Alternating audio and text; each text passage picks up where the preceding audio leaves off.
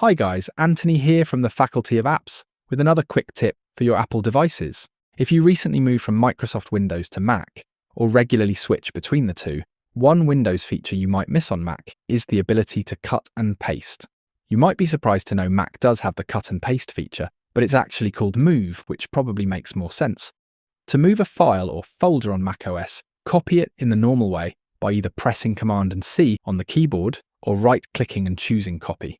Navigate to where you wish to move your file or folder and either press Command, Option, and V on the keyboard, or right-click on your trackpad or mouse and hold down the Option key. The context menu will now display an option to move the item, like so. It's the same process if you use the menu bar instead of shortcut keys. Click Edit in the menu bar to copy your files or folders and then hold down the Option key to reveal the Move option. Sadly, the one feature you can't replicate on Mac is pressing Command and X on the keyboard to initiate the cut and paste or move process.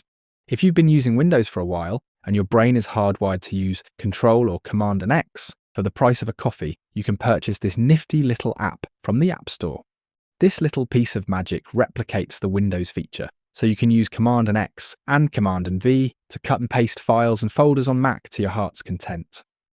I'll add a link to this app in the description below for those who are interested. So that is how to cut and paste on Mac. If you found the video useful, please consider tapping the Super Thanks button below or clicking the link in the description to buy me a coffee. Genuinely, there is nothing more rewarding than receiving your support, so thank you. It really is appreciated. And you should definitely check out this video showing you how to connect 2 pairs of headphones to your iPhone or iPad to listen to music or watch a movie with a friend or partner.